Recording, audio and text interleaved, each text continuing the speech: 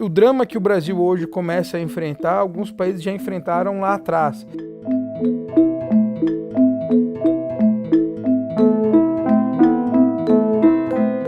Jorge Bolsinhas, professor de Direito do Trabalho na Escola de Administração de São Paulo. Muito obrigado por atender o convite do bate-papo, professor, para falar um pouquinho aqui sobre o que muda na prática, né, assim, tudo com a reforma da Previdência, né? A primeira pergunta que eu queria fazer é o seguinte: quais são os principais pontos de alteração do atual sistema nesse projeto do atual governo? Olha, o primeiro e o principal deles é a instituição de uma idade mínima para aposentadorias, seguindo aí o que diversos outros países já adotaram como forma de enfrentar as mudanças demográficas. Haverá mudança na contribuição também, principalmente para os servidores públicos. Vai haver vai haver um aumento até da tributação no percentual da contribuição, que pode chegar aí, pode ultrapassar em alguns casos 20% da remuneração. Eu diria que esses dois são os dois principais pontos. A proposta do governo também ela é muito ampla no sentido de alcançar também professores, professoras rurais, urbanos, e num projeto paralelo à previdência dos militares também, que vai ser discutida e debatida em conjunto com uma reestruturação da carreira. Esse me parece, para o bem ou para o mal, vai depender obviamente do ponto de vista em que você se inserir, o mais completo, o mais detalhado, o mais abrangente e claramente o mais estudado. Assim, eles tentaram não deixar nenhuma situação de fora. Agora, é lógico, eu disse para o bem ou para o mal, porque do ponto de vista social não podemos esperar grandes conquistas, não é esse o propósito do projeto. Por que é tão difícil, já que o senhor acompanha desde o final dos anos 90, assim, tudo esse tema de aposentadorias, regimes de servidores públicos e militares?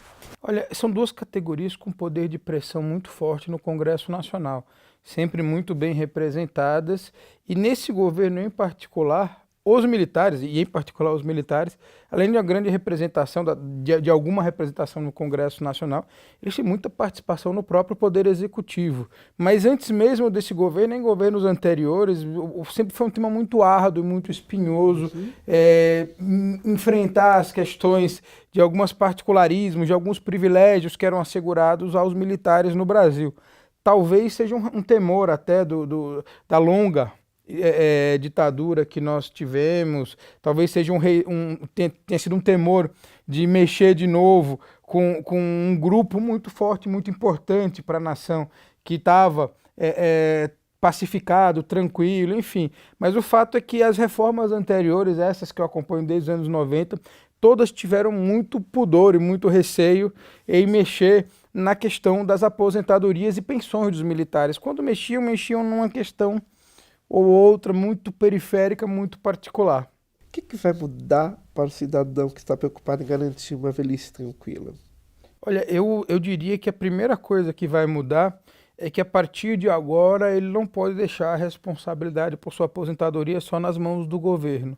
É preciso que ele se programe, que ele se organize para ter alguma outra alternativa, alguma fonte de renda complementar, que seja um aluguel de imóvel, que seja uma previdência privada, mas dentro das suas possibilidades, né, nem todos têm um salário que lhe deixe tanto excedente assim para poupar, mas todos precisam começar a cuidar um pouco da poupança, porque essa reforma, ela sinaliza num sentido, e esse sentimento é universal, embora o Brasil tenha suas particularidades e seus particularismos, mas ela sinaliza no sentido de que a Previdência ela passa por frequentes mudanças e que dificilmente você vai conseguir se aposentar no mesmo regime em que você ingressou. Como vai funcionar a regra de transição justamente para quem está no meio do regime anterior e caso vigore o novo meio, assim, tudo? Para quem vai entrar a partir de agora também, o que seriam esses dois regimes, capitalização e repartição? O regime de repartição é aquele em que os que estão na ativa pagam a aposentadoria daqueles que já pararam. Agora, ele funciona muito bem quando a população jovem é muito maior do que a população idosa. À medida em que a demografia vai mudando, a expectativa de vida aumenta e a taxa de natalidade diminui, naturalmente esse regime começa a passar por situações preocupantes, de não conseguir entregar o que prometia anteriormente. Isso não é uma realidade só brasileira, é uma realidade mundial. O drama que o Brasil hoje começa a enfrentar, alguns países já enfrentaram lá atrás. Eu diria que o grande problema do Brasil em particular é que, enquanto os países desenvolvidos fazem reformas previdenciárias periódicas para tentar ajustar suas regras a uma nova demografia, no Brasil a gente ainda está combatendo alguns privilégios do passado, né? A gente ainda está tentando criar uma previdência mais homogênea, que seja igual para todo mundo. Agora, sobre as regras de transição, o projeto que foi apresentado pelo governo prevê 3 possibilidades. E aí vai variar de pessoa para pessoa. Cabe aí a cada um procurar uma boa orientação, um especialista que possa ajudá-lo com isso, porque a opção é do contribuinte. Entendi. Uma utiliza um critério de pontos, que é baseado na idade e no tempo de contribuição. A outra usa só o critério da idade. Em outras palavras, quem começou a trabalhar muito cedo deve optar pela primeira. Sim. Quem começou a trabalhar mais tarde, mas está mais próximo da idade de aposentadoria, a segunda regra de transição é melhor. E tem uma terceira, que é para quem está realmente muito próximo, que é um pedágio de 50% do tempo que falta. Então faltam 3 anos para você se aposentar, você vai se aposentar com 3 mais 1,5. 4 anos e meio. Agora, você havia me perguntado também sobre o regime de capitalização. O regime de capitalização ele vai funcionar um pouco como o regime como é o FGTS, um pouco como são as previdências privadas. Você vai ser responsável pela sua própria aposentadoria.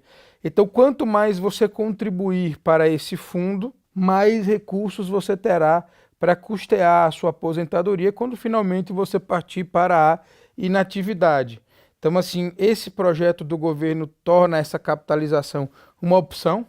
Agora, nós receamos, né, nós, especialistas da área, nós receamos que seja uma opção como foi lá em 1966 o FGTS, né, que antes de virar o regime único obrigatório era um regime opcional, mas dificilmente uma empresa contratava alguém que não fosse pelo regime do FGTS.